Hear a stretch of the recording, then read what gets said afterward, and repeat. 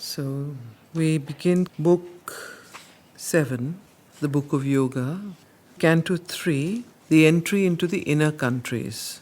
So now we are entering into the inner countries. Which inner countries?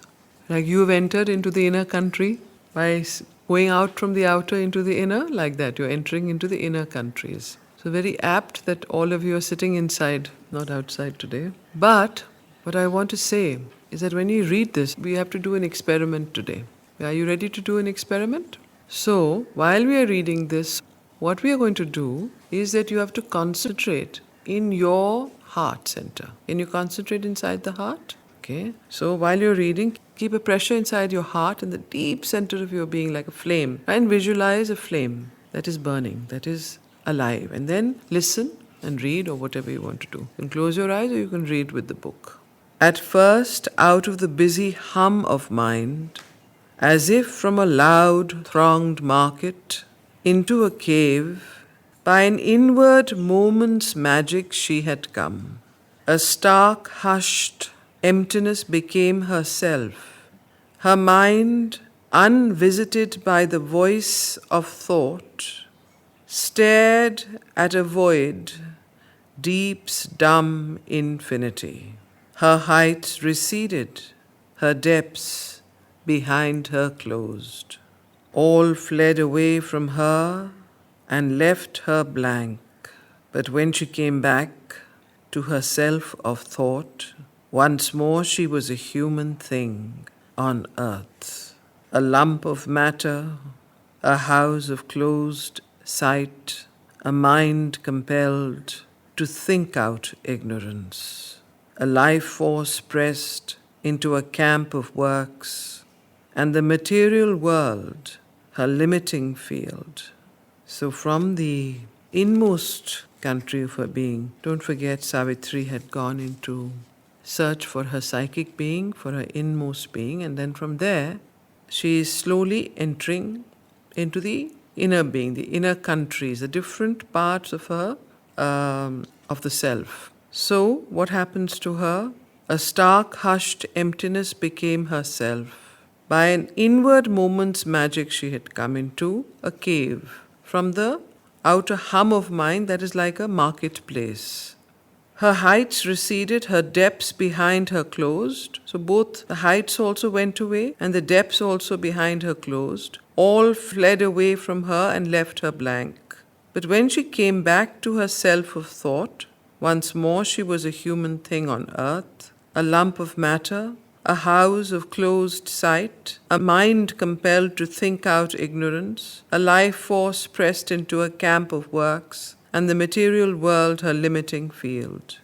Amazed like one unknowing, she sought her way out of the tangle of man's ignorant past that took the surface person for the soul. Then a voice spoke that dwelt on secret heights. So Savitri, when she is entering into the inner countries, hears a voice that speaks to her and that comes from a secret height. The voice now speaks, open quotation marks. For man thou seekest, not for thyself alone.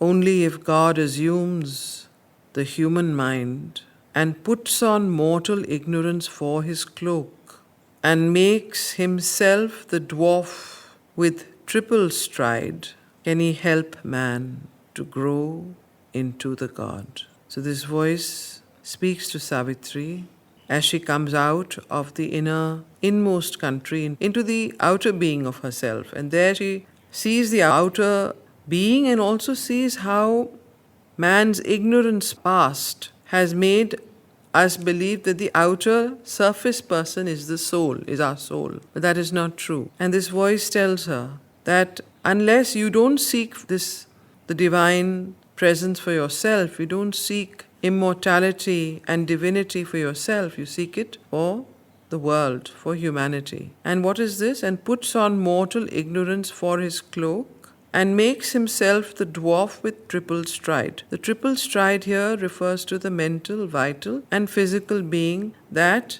is the triple nature of human beings, who is like a dwarf. So now you understand? And makes himself the dwarf with triple stride, can he help man to grow into the God.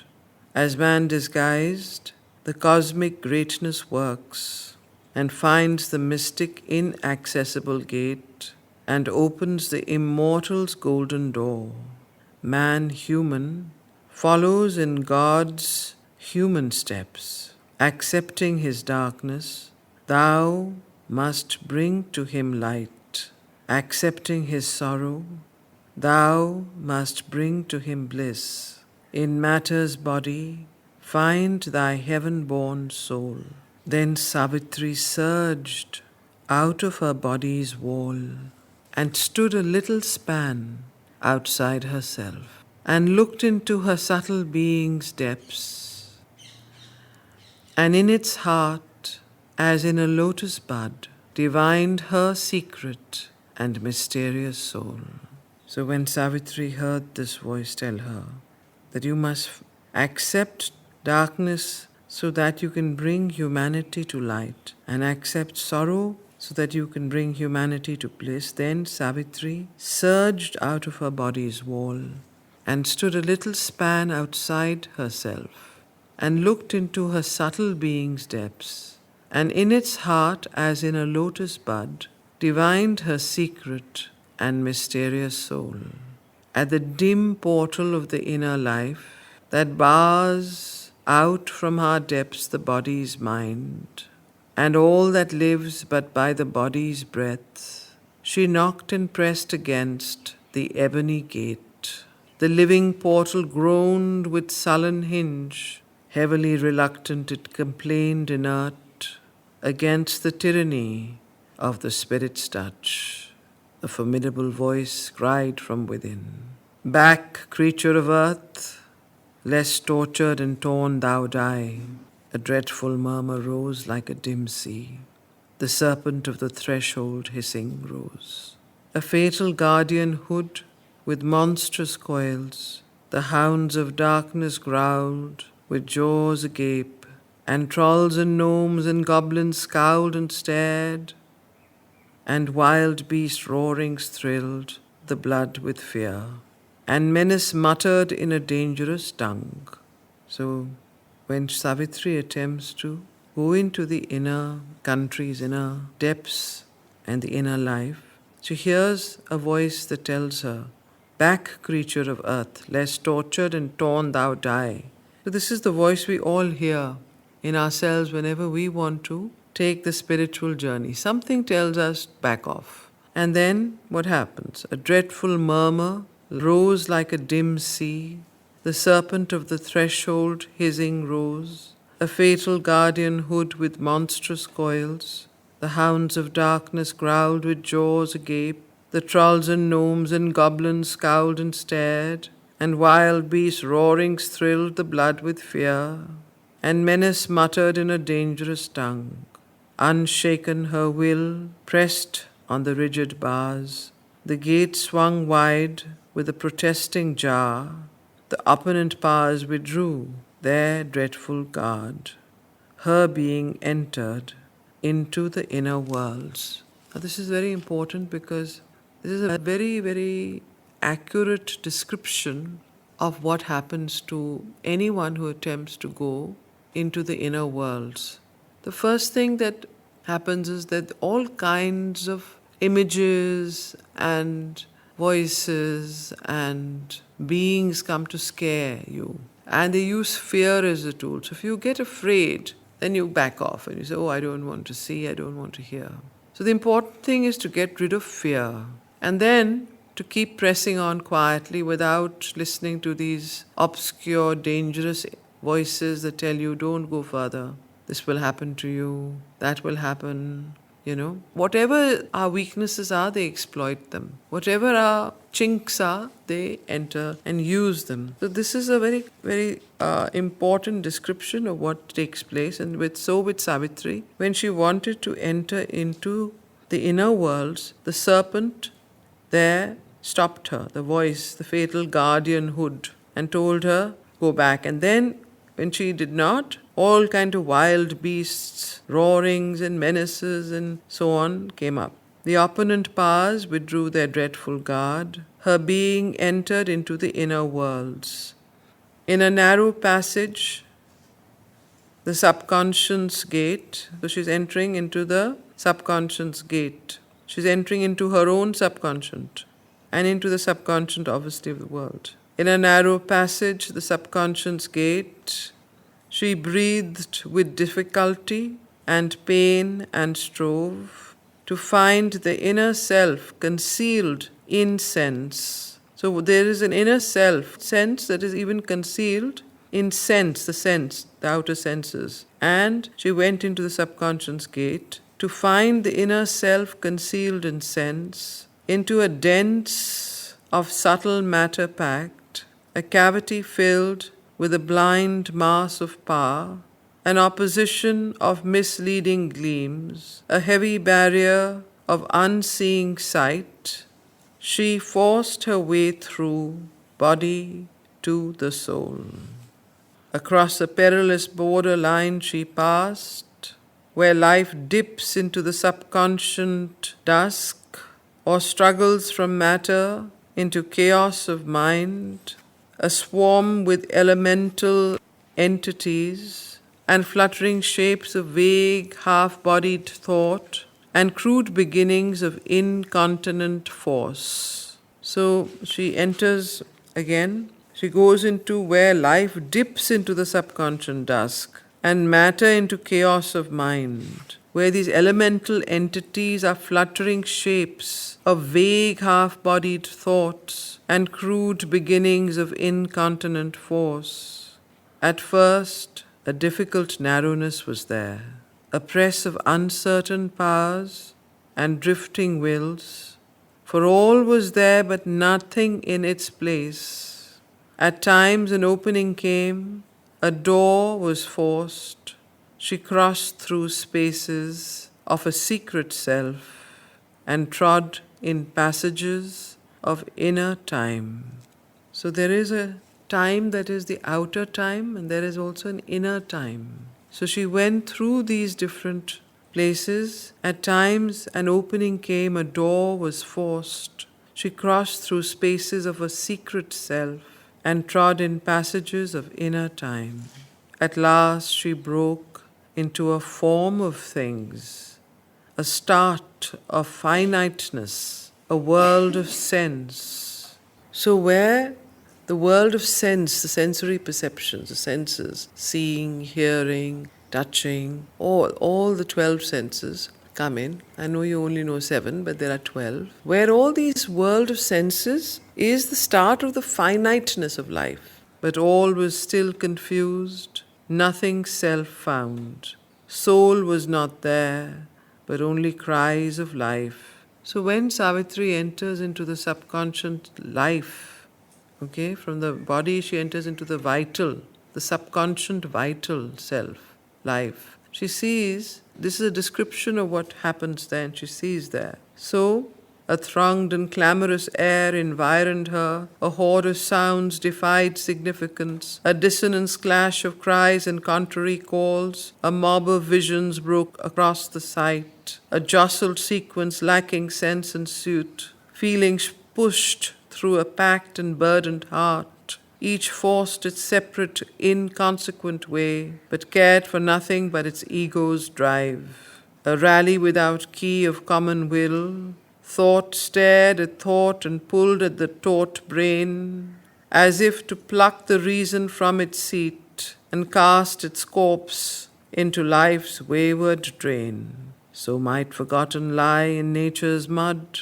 abandon the slain sentinel of the soul, so could life's power shake from it mind's rule.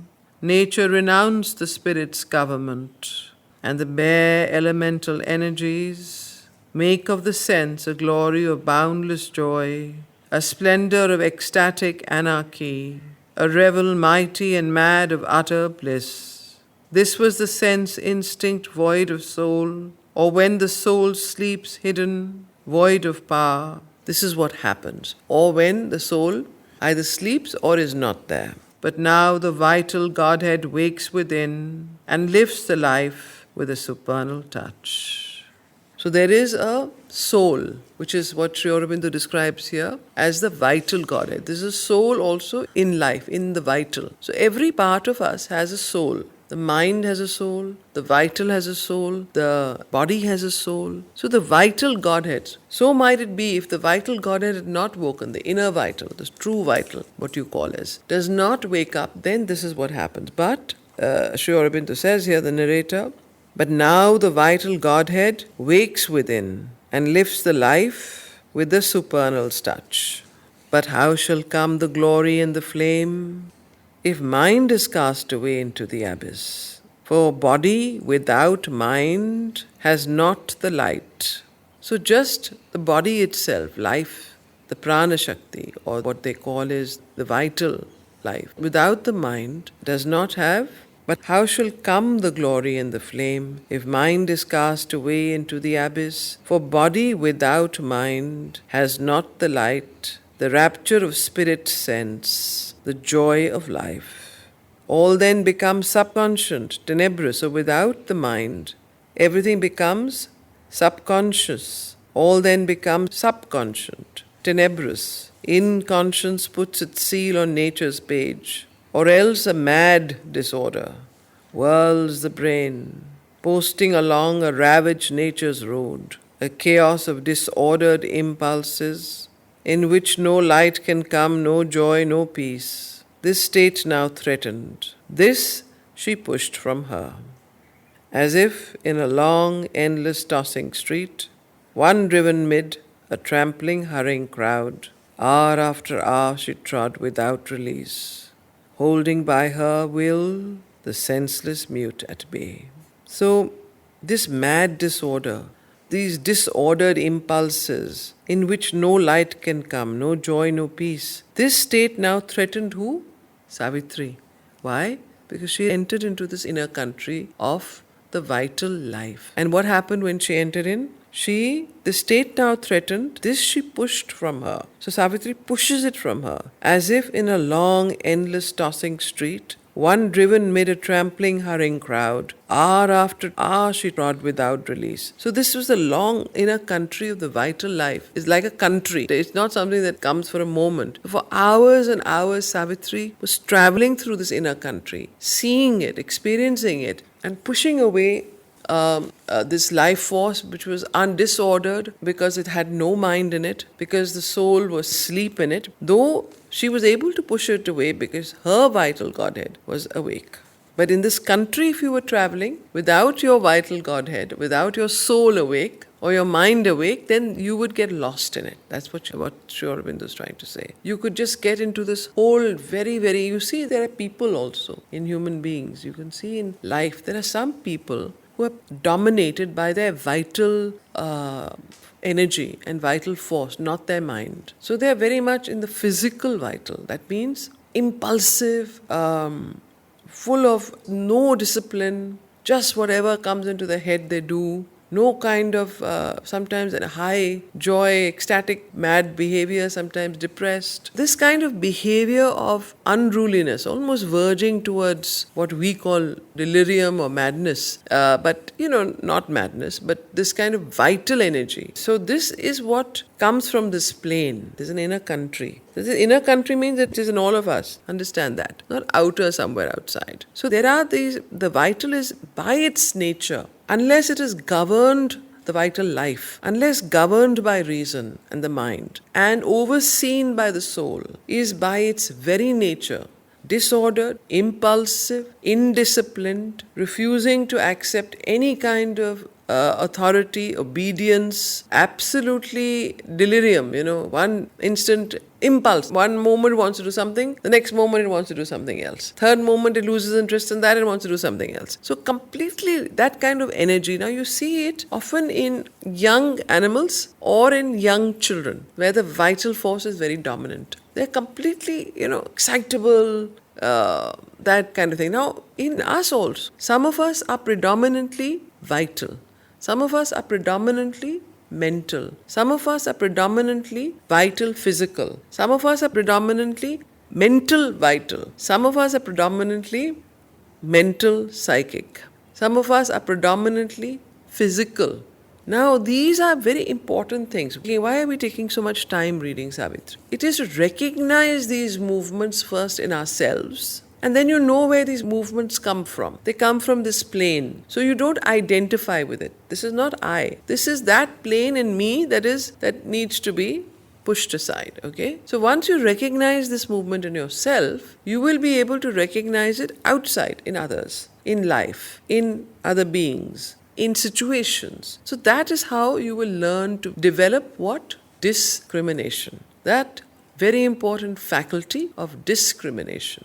And this discrimination is very important. That is why I remember my teacher, Nirodha, when I was young, well, fairly young. I was just out of college, and even that time I was not that young, but I would go to him and he would say, it's very important to develop the mind. The mind has to be developed. So the mind is an extremely important instrument. Unless your mind is developed, you study, you read, you contemplate, you do study circles, you listen, you meditate, you organize your thought. Your mind has to be supple, flexible, and highly developed. Then only can you bring in a degree of complexity, of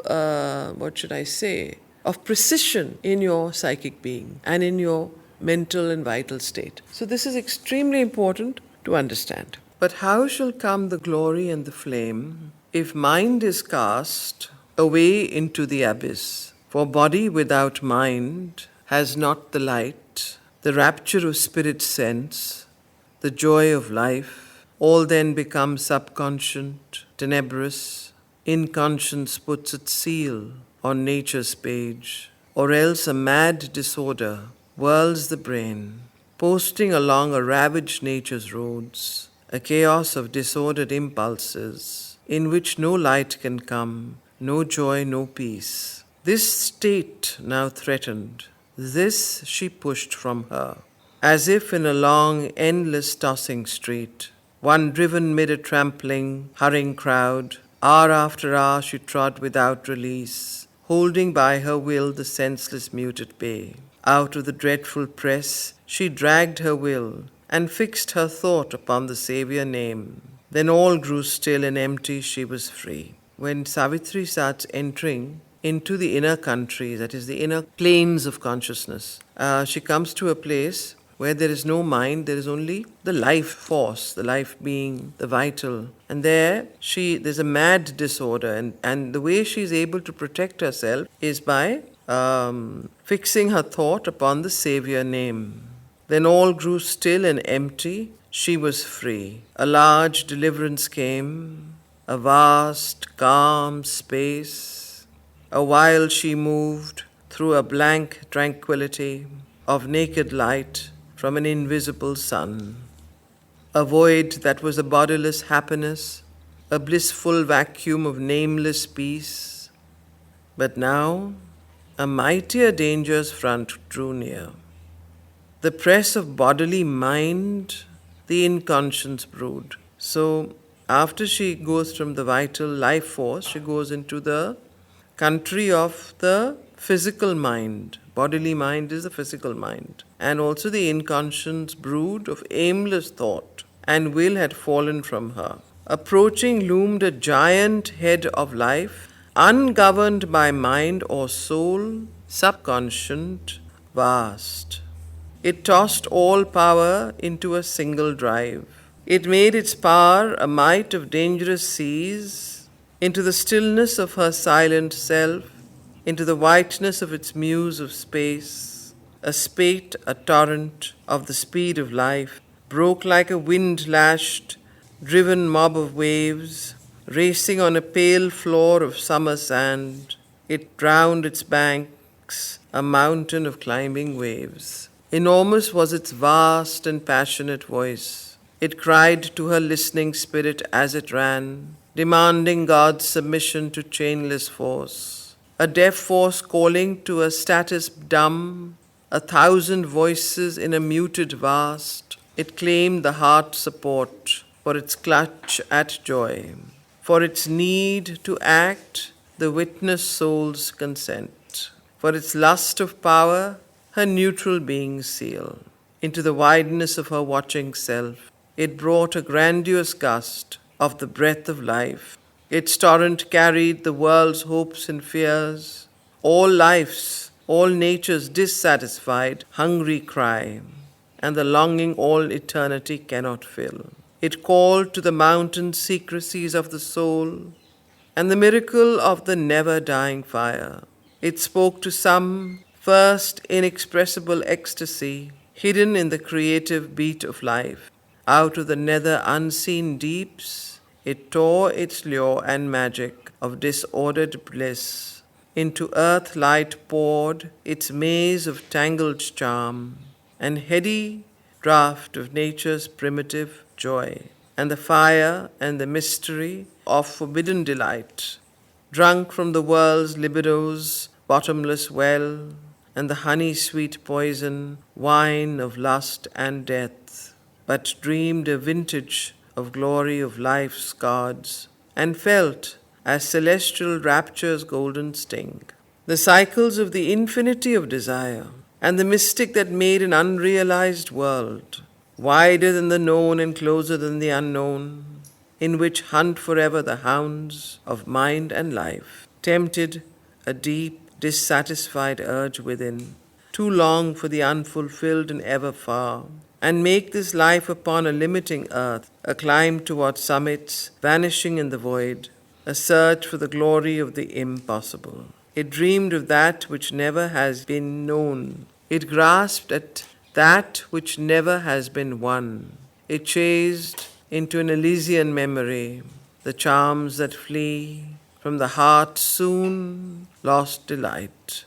It dared the force that slays the joys that hurt. It dared the force that slays the joys that hurt, the imaged shape of unaccomplished things, and the summons to a Circean transmuting dance, and passion's tenancy of the courts of love, and the wild beast ramp and romp with beauty and life. So this is the next world this is actually a description of the inner plane of that she travels in, Savitri.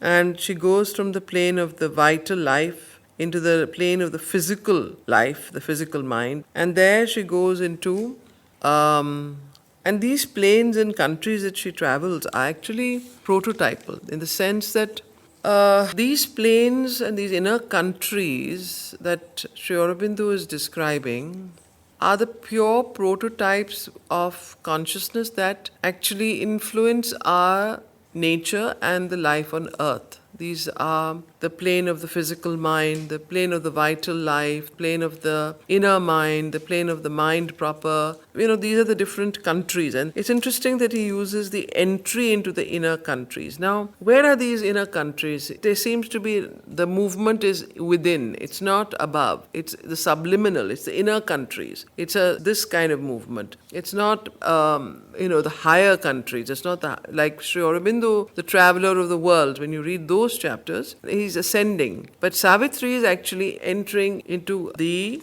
inner being. And from there, she see the next chapter is the triple soul forces of the three, and then the finding of the soul. So where do you think Savitri is right now? You have to understand the context before understanding what we are reading. So where Savitri is right now is the inner countries, what Mother calls, or Sri Aurobindo calls in simple terminology, she's entering from the outer crust of nature, human nature, collective human nature, into the inner domains of consciousness. That is the inner mind, the physical mind, the mind proper, the inner vital, the true vital, the vital mind, the physical vital. So these are the inner countries that he's describing here. And this is what Savitri is going through, and is a wonderful description which you would not otherwise get. Very, very much the kind of scientific layout of a map. So, now where is she?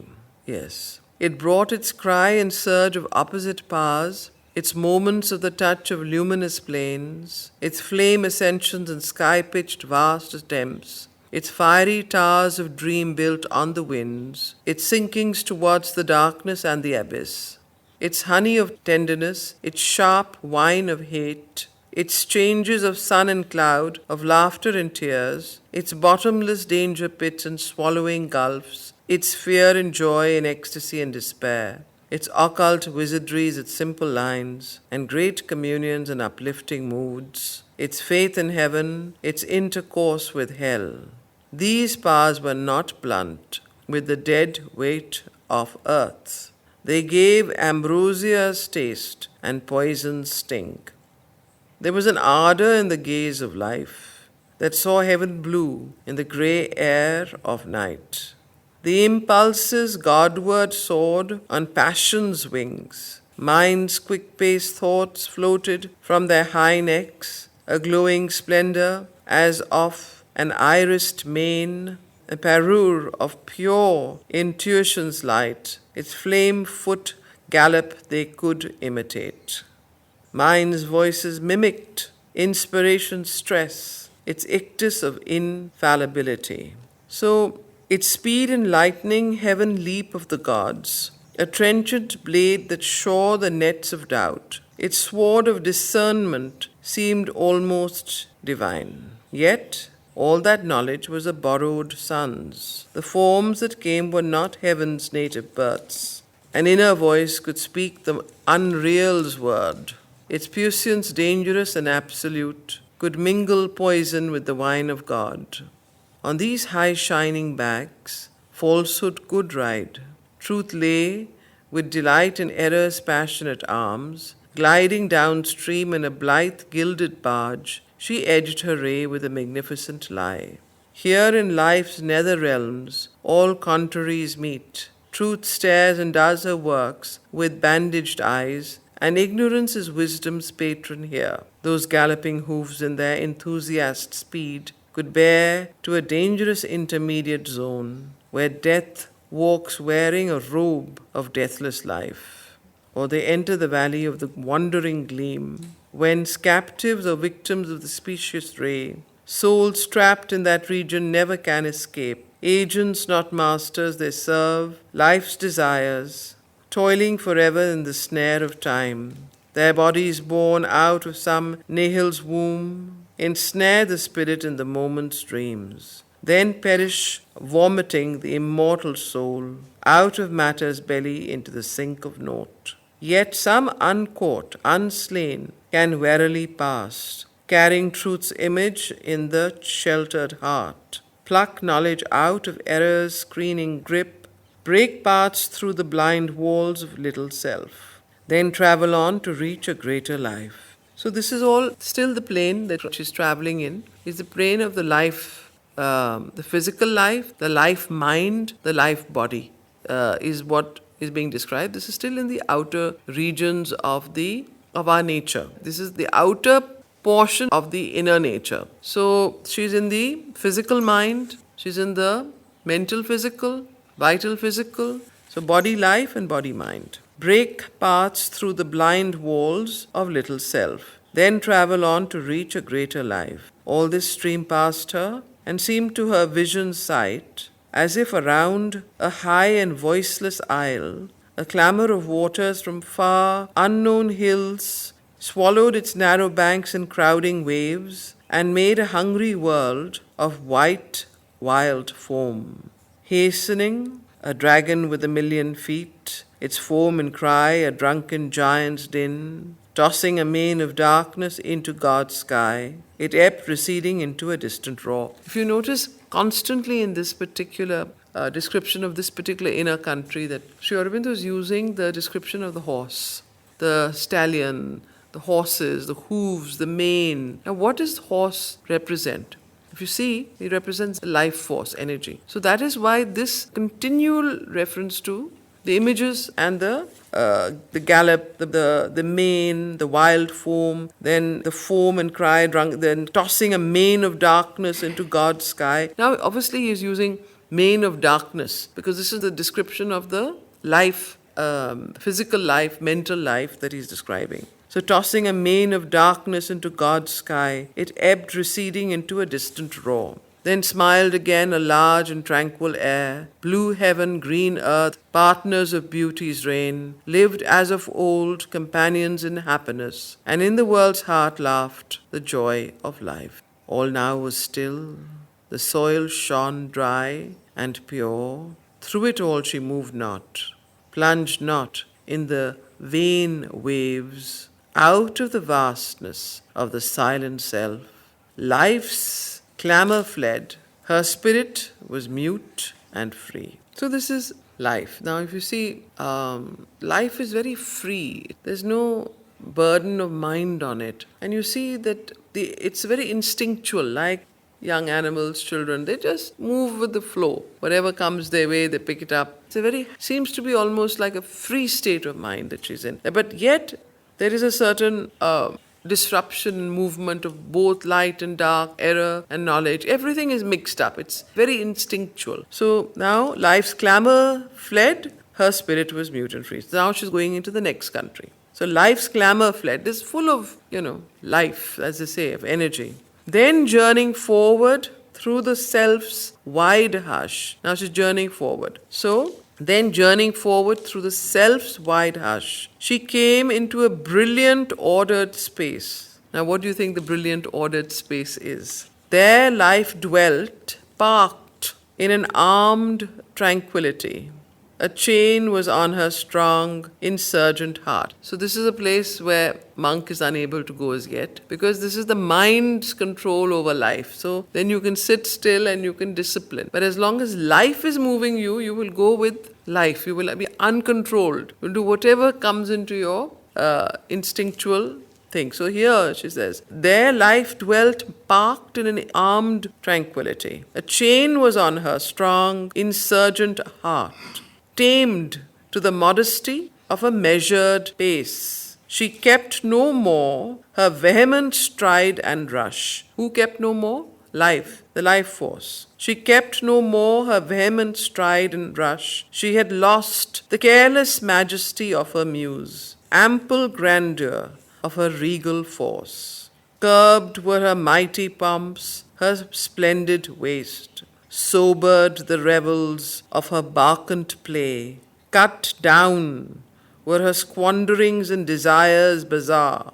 Coerced her despot will, her fancies dance. A cold stolidity bound the riot of sense. A royalty without freedom was her lot. The sovereign throned obeyed her ministers. Her servants' mind and sense governed her house. Her spirit's bounds they cast in rigid lines, and guarding with a phalanx of armoured rules, the reason's balanced rein kept order and peace. Her will lived closed in adamant walls of law. So whose will? Life's will lived closed in adamant walls of law. And who creates law? The mind. Coerced was her force by chains that feigned to adorn. Imagination was prisoned in a fort, her wanton and licentious favourite. Reality's poise and reason's symmetry were set in its place, sentinelled by marshalled facts. They gave to the soul for throne a bench of law. For kingdom, a small world of rule and line. The age's wisdom, shrivelled to scholiast lines, shrank, patterned into a copybook device. The spirit's almighty freedom was not here. The schoolman mind had captured life's large space. So what had captured life's large space? The schoolman mind, but chose to live in bare and paltry rooms, parked off from the too vast, dangerous universe, fearing to lose its soul in the infinite. Even the idea with a capital I, even the idea's ample sweep was cut into a system, chained to fixed pillars of thought, or riveted to matter's solid ground, or else the soul was lost in its own heights. obeying the ideal's high-browed law, thought based a throne on unsubstantial air, disdaining earth's flat triviality. It barred reality out to live in its dreams, or all stepped into a systemed universe. Life's empire was a managed continent. The empire of life here becomes a managed continent because it is under the rule now of the mind. Its thoughts, an army ranked and disciplined. So immediately with the mind comes order and discipline. Now you will see in this particular description, instead of the wild-maned horse, you will see all the time descriptions of army and rank and discipline and various other images, law, or rule book, so on. Obeying the ideal's high-browed law, thought-based, a throne on unsubstantial air, disdaining earth's flat triviality, it barred reality out to live in its dreams, or all stepped into a systemed universe. Life's empire was a managed continent, its thoughts an army ranked and disciplined. Uniformed, they kept the logic of their fixed place at the bidding of the trained centurion mind. Or else, so at whose bidding? At the bidding of the trained centurion mind, life's empire was a managed continent. So, or else stepped into its station like a star, or marched through fixed and constellated heavens, or kept its feudal rank among its peers in the sky's unchanging cosmic hierarchy. So you'll see all these words: hierarchy, fixed and constellated march, heavens, feudal rank, trained centurions, so on. Army ranked, disciplined, uniformed, logic. These are all images of the mind's entry. So, and you see how much our life here, even in the world, in this on earth, is governed by the mind. But if you see the life of animals and young children and those, nature is not governed by the mind, it's governed by life. So that is how you understand these different planes. So, in the sky's unchanging cosmic hierarchy, you are like a high-bred maiden with chaste eyes, or else stepped into its station like a star, or marched through fixed and constellated heavens, or kept its feudal rank among its peers in the sky's unchanging cosmic hierarchy, or like a high-bred maiden with chaste eyes, forbidden to walk unveiled the public ways, she must in close, secluded chambers move, her feeling in cloisters live, or gardened paths. Life was consigned to a safe level path. It dared not tempt the great and difficult heights, or climb to be neighbor to a lonely star, or skirt the danger of the precipice, or tempt the foam-curled breaker's perilous laugh, adventure's lyrist, danger's amateur, or into her chamber call some flaming god, or leave the world's bounds, and where no limits are, meet with the heart's passion, the adorable, or set the world ablaze with the inner fire. A chastened epithet in the prose of life, she must fill with color just her sanctioned space, not break out of the cabin of the idea, nor trespass into the rhythms too high or vast. Even when it soared into ideal air, thought's flight lost not itself in heaven's blue. It drew upon the skies a patterned flower of disciplined beauty and harmonic light. A temperate, vigilant spirit governed life. Its acts were tools of the considering thought, too cold to take fire and set the world ablaze, or the careless reason's diplomatic moves, testing the means to a prefigured end, or at the highest pitch, some calm will's plan, or a strategy of some high command within, to conquer the secret treasures of the gods, or win for a masked king some glorious world, not a reflex of the spontaneous self, an index of the being and its moods, a winging of conscious spirit, a sacrament of life's communion with the still supreme, or its pure movement on the eternal's road. So this again, if you see, this is the prototype of the mind-ordered life world that Savitri enters into. And this inner country of this obviously is a description of our own nature, human nature, inner nature. So these different planes of nature exist in us. But when they come to the outer surface of the human being, they are all in a pell-mell. That means they are all mixed. However, here, because she's entering from one to the other, she's entering the pure types. Okay, so then, or its pure movement on the eternal's road, or else for the body of some high idea, a house was built with two close-fitting bricks. Action and thought cemented made a wall of small ideals limiting the soul. Even meditation mused on a narrow seat, and worship turned to an exclusive God. To the universal in a chapel prayed, whose doors were shut against the universe, or kneeled to the bodiless impersonal, a mind shut to the cry and fire of love. Now, if you see our own lives, we are not only governed by this mind of life, or the mental life, so to speak. We are governed by all different things sometimes, and that is why this is important. What is the use of reading Savitri? It's to understand how these planes are actually prototypes and they exist irrespective and in the inner planes of consciousness, and how when you are influenced to become more observant of which plane is influencing you.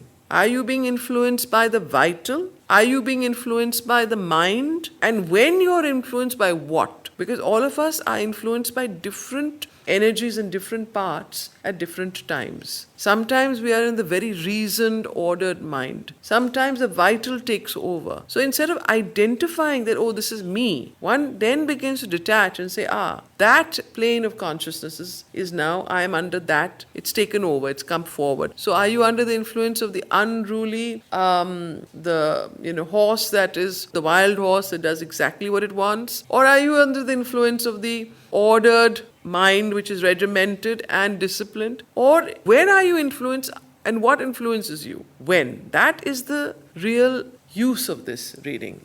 Have you understood? It's not just a beautiful poetic description of this. How does it help us to recognize these movements when we fall under them?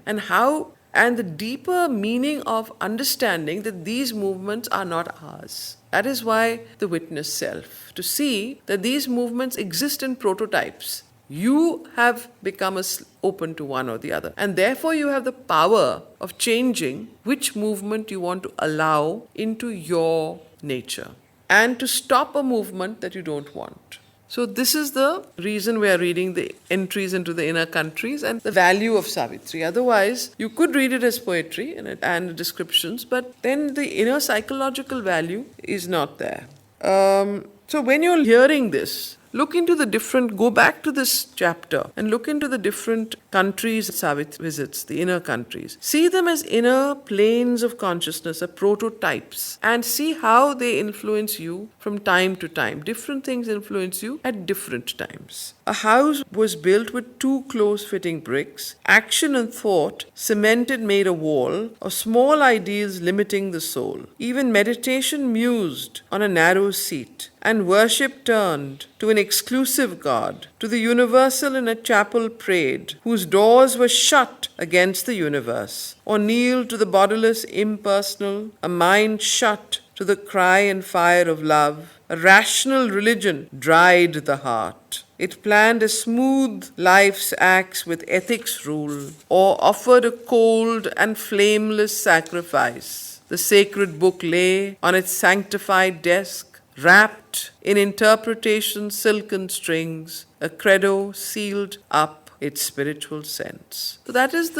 when you're totally under the influence of the mind, then what it tends to do is it tends to trap everything into a system. and then doesn't allow the movement of the soul, the flame of aspiration to burn. What it does is it codifies everything to such an extent that even religion becomes only an ethical, moral duty to be done, and then no inner flame of aspiration. It shuts out the movements of love and of beauty and of the higher levels. This is the limiting aspects of the mind. That's how he's ended it. So we enter the country of the life, then the vital, the physical, subtle physical, vital, and now we're going into the country of the fixed mind. The earlier one we were reading was not a schoolman mind. This was the physical mind that we were, the life mind of the physical mind. This was the first one. Now we enter the next inner country of the fixed mind. So these are the different countries or planes of the mind, starting with the most material mind, which we just finished reading, and then going to the fixed mind. Here was a quiet country of fixed mind. So these are it's very interesting how Sri Aurobindo uses the analogy of countries, to explain the entry of Savitri into the inner chambers of the inner being. Now, as you notice, Savitri's yoga, remember we are reading the book of yoga, goes inward to the inner countries and to the inner being and the inner chamber of the psychic and the soul and the discovery of the psychic being. While if you see Ashwapati's yoga and his description that Sri Aurobindo gives, it is the ascent of consciousness, which is not the inwardization but the ascension of consciousness. So both are paths in the integral yoga, as you know, and through this, in a way, Sri Aurobindo lays out the whole journey. It depends on each person which way they start from, but both have to be done. Here was a quiet country of fixed mind. Here life no more was all, nor passion's voice. The cry of sense had sunk into a hush. Soul was not there, nor spirit, but mind alone. Mind claimed to be the spirit and the soul. The spirit saw itself as form of mind, lost itself in the glory of the thought, a light that made invisible the sun. Into a firm and settled space she came. Who came? Savitri. Into a firm and settled space she came, where all was still and all things kept their place. Each found what it had sought and knew its aim. Each found what it had sought and knew its aim. All had a final, last stability. There one stood forth who bore authority on an important brow and held a rod. Command was incarnate in his gesture and tone. Tradition's petrified wisdom carved his speech. His sentences savored the oracle. Traveler or pilgrim of the inner world, fortunate art thou to reach our brilliant air, flaming with thought's supreme finality. So this being, this authority that had an important brow and held a rod, spoke. He said to Savitri, traveler or pilgrim of the inner world. So who is this being that Sri Aurobindo is describing here, the narrator? It is the embodiment of the fixed mind. The mind tends to have a lot of authority. It's a kind of almost like, we'll read. His sentences savored the oracle. Traveler or pilgrim of the inner world, fortunate art thou to reach our brilliant air, flaming with thought's supreme finality. O aspirant to the perfect way of life, here find it, rest from search, and live at peace. So this is the being of the fixed mind that is speaking. Don't forget the first sentences where the spirit saw itself as a form of mind. In this plane of consciousness, in this country, mind becomes so important, the thought is so large and full of itself that it even shades the sun. A light that made invisible the sun. Into a firm and settled space she came, where all was still and all kept their place. So this was the kind of, it all had a final last stability. There one stood forth who bore authority, and so on. So here he's saying, O aspirant, now you've reached your final destination. Find here rest from search and live at peace.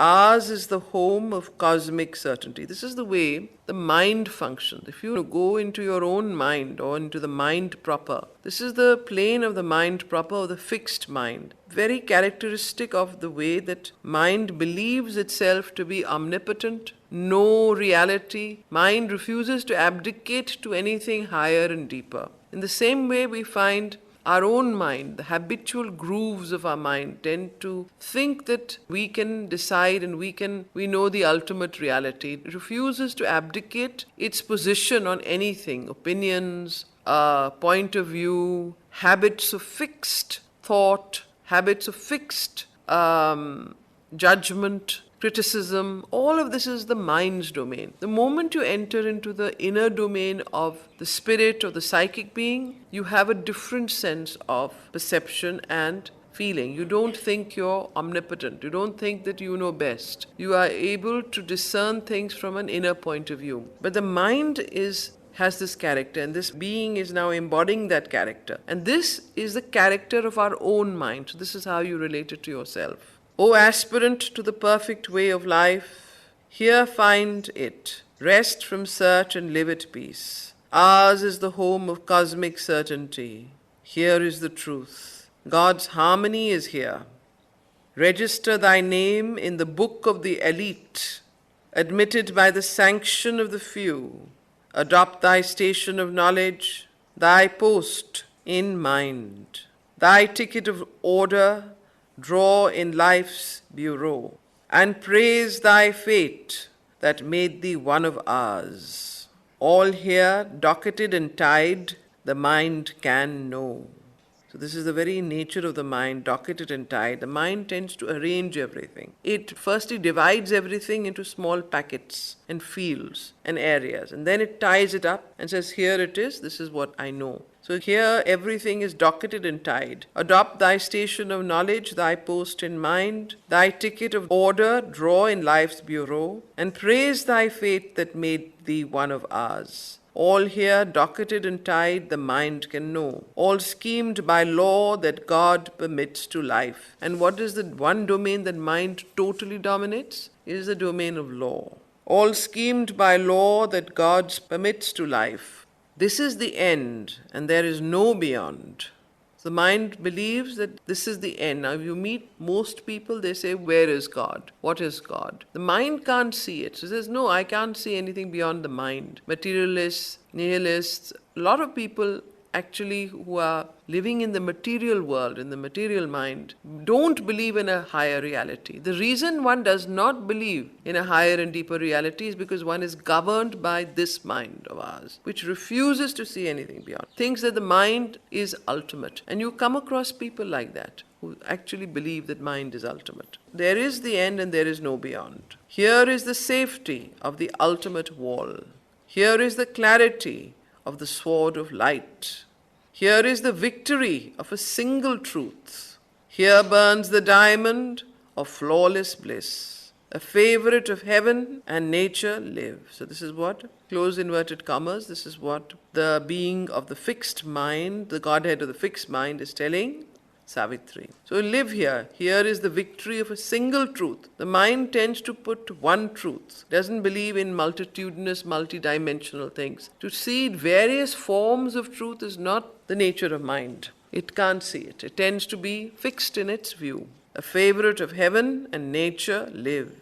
But to the two satisfied and confident sage, sage is the person who just finished speaking, sage of the fixed mind. But to the too satisfied and confident sage, Savitri replied, casting into his world sight's deep release. So Savitri looked deep into the world of the sage of fixed mind, and then replied to him and said, the heart's questioning inner voice. For here the heart spoke not, only clear daylight. Savitri replied, casting into his world sight's deep release, the heart's questioning inner voice. For here the heart spoke not, Only clear daylight of intellect reigned here, limiting, cold, precise. So now you know which country we are in. This is the country of the pure intellect, limiting, cold, precise, without any emotion. Happy are they who in this chaos of things, happy are they who in this chaos of things, this coming and going of the feet of time, can find the single truth, the eternal law. Untouched they live by hope and doubt and fear. Happy are men anchored on fixed belief in this uncertain and ambiguous world, or who have planted in the heart's rich soil one small grain of spiritual certitude. So this is Savitri replying to the sage, saying, happy are they who in this chaos of things, this coming and going of the feet of time, can find the single truth, the eternal law. Untouched they live by hope and doubt and fear. Happy are men anchored on fixed belief in this uncertain and ambiguous world, who have planted in the heart's rich soil one small grain of spiritual certitude. Happiest who stand on faith as on a rock. But I must pass, leaving the ended search. Truth's rounded outcome firm, immutable, and this harmonic building of world fact, this ordered knowledge of apparent things. Here I can stay not, for I seek my soul. So Savitri is able to look beyond and see deeply into this sage of the fixed mind, into our own mind's incapacities and limitations, and into the mind proper, and say, look, I must go beyond this mind and go in search of my soul. Happy are those who can live by this and are happy to continue in this way, but that is not my way. So Savitri says this and continues, here I can stay not, for I seek my soul. None answered in that bright, contented world. Interesting that this world is a very bright, contented world. If you live only by the edicts of the mind, there is a certain order, there is a certain harmony, there is a certain fixity. Everything is by fixed belief and fixed type. So there is a certain contentment there. It is very ordered and harmonious in a way, but it is also lacking something deeper and higher.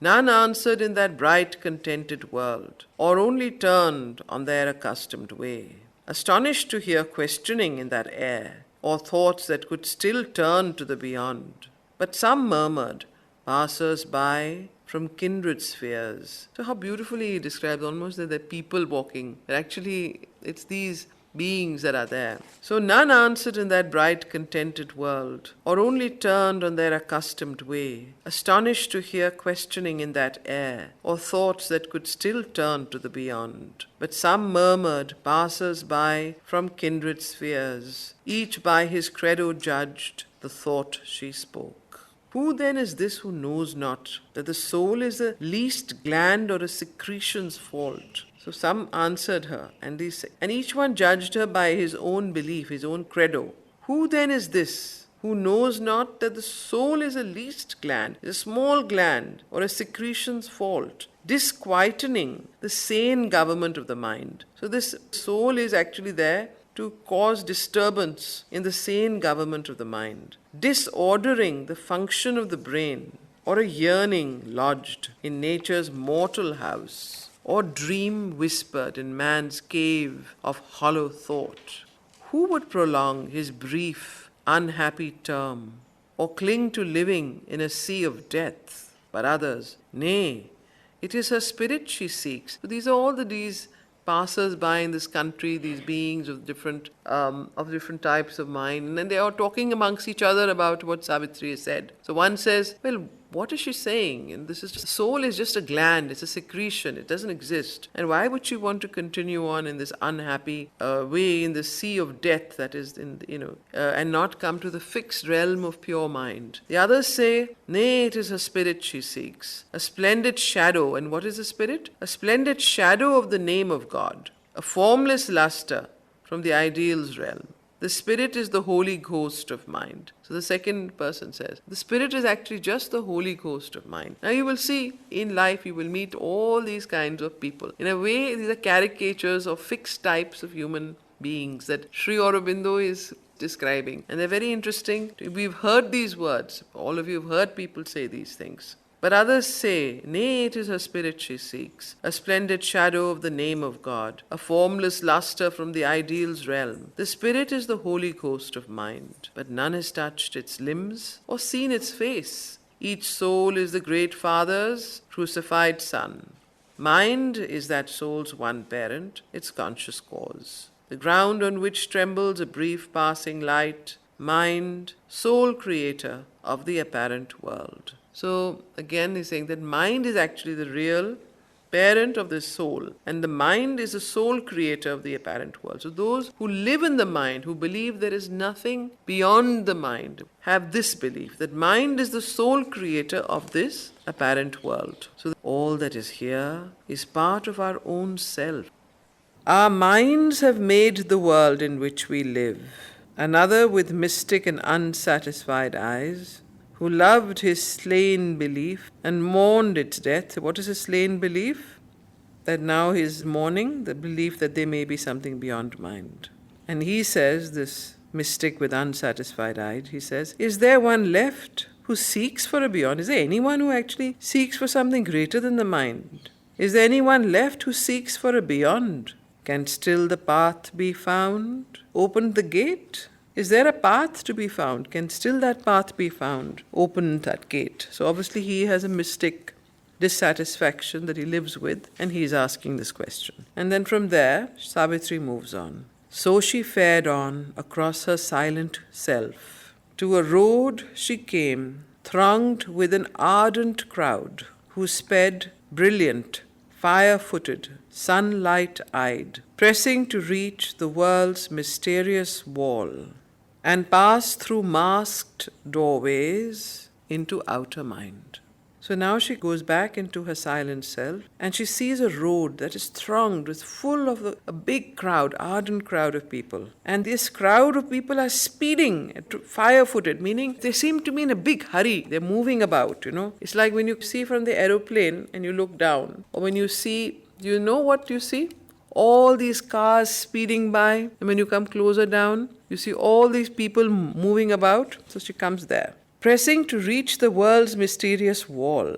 They seem to be going somewhere. And pass through masked doorways into outer mind. So where is she come into? From mind proper to the outer mind, where the light comes not, nor the mystic voice. So in this part of the outer mind, where do we all live mostly? Where do you live? Outer mind and physical mind, both. But outer mind is what normally governs us. Why? Thoughts, ideas, emotions, constantly moving about, not still. There's always something going on inside our mind. We live in the outside of our mind. So there she's coming to this plane. Now this is a beautiful description of what our outer mind looks like. And pass through masked doorways into outer mind, where the light comes not, nor the mystic voice. Messengers from our subliminal greatnesses, guests from the cavern of the secret soul. So in this outer mind, there are no messages, there is no light that comes from the mystic voice, or messages from the subliminal greatnesses, or guests from the cavern of the secret soul, or the psychic or the inner being. None of these can touch the outer mind. Into dim spiritual somnolence they break, or shed wide wonder on our waking self. Ideas that haunt us with their radiant tread, dreams that are hints of unborn reality. Strange goddesses with deep-pooled magical eyes, strong, wind-haired gods carrying the harps of hope. So she comes into this plane where strange goddesses with deep-pooled magical eyes, strong, wind-haired gods carrying the harps of hope, great moon-hued visions gliding through gold air, aspirations sun-dream, head and star-carved limbs, emotions making common heart sublime. And Savitri, mingling in that glorious crowd, yearning to the spiritual light they bore, longed once to hasten like them to save God's world. But she reined back the high passion in her heart. She knew that first she must discover her soul. Only who save themselves can others save. So here she goes into this world of the outer mind, where she sees all this. The wind-haired gods carrying harps of hope, aspiration, sundream, emotions, making common heart sublime, and Savitri mingling in that glorious crowd of people, also yearns for this and longs once more to hasten like them to save God's world. So those in this particular outer mind, outer world, everybody is trying to save the world. Everybody is trying to save each other. There is this yearning for a better life, a better world. And Savitri too feels that yearning. Yes, this world needs to change. This world is not the place that it should be. But she reins it back, knowing deep within her that unless she realizes her soul, she cannot change this world. But she reined back the high passion in her heart. She knew that first she must discover her soul. Only who save themselves can others save. In contrary sense, she faced life's riddling truths. They carrying the light to suffering men, hurried with eager feet to the outer world. Her eyes were turned towards the eternal source. So in this world of the outer mind, the beings of the outer mind in this inner country, don't forget it's an inner country, they are the ones who push and prod men, human beings, to do good, philanthropy, to save the world, to environment, ecology, all of those things. So they were also pushing Savitri to go and to do something for the suffering world. However, she does not. She hastens, she stops and knows that if she does this, she will not be able to save the world because she can hardly save herself. She knew that first she must discover her soul. Only who save themselves can others save. In contrary sense, she faced life's riddling truth. They, carrying the light to suffering men, hurried with eager feet to the outer world. Her eyes were turned towards the eternal source. Outstretching her hands to stay the throng, she cried, O happy company of luminous gods, reveal who know the road that I must tread. For surely that bright quarter is your home, to find the birthplace of the occult fire and the deep mansion of my secret soul. One answered, pointing to a silence dim, on a remote extremity of sleep, in some far background of the inner world. O Savitri, from thy hidden soul we come. We are the messengers, the occult gods, who help men's drab and heavy, ignorant lives to wake to beauty and the wonder of things, touching them with glory and divinity. In evil we light the deathless flame of good, and hold the torch of knowledge on ignorant roads. We are thy will and all men's will towards light. O human copy and disguise of God, who seekest the deity thou keepest hid, and livest by the truth thou hast not known. Follow the world's winding highway to its source. There in the silence few have ever reached, thou shalt see the fire burning on the bare stone and the deep cavern of thy secret soul. Then Savitri, following the great winding road, came where it dwindled into a narrow path, trod only by rare wounded pilgrim feet. A few bright forms emerged from unknown depths and looked at her with calm, immortal eyes. There was no sound to break the brooding hush. One felt the silent nearness of the soul. So end of Canto 3. So when this is the end of the canto that describes the entry into the inner countries. In the last passage, what really happens is that Savitri goes into the outer mind, and there, from the outer part of the mind, these beings who are from the subliminal occult plane, who take her to, who point to her the direction in which she should go.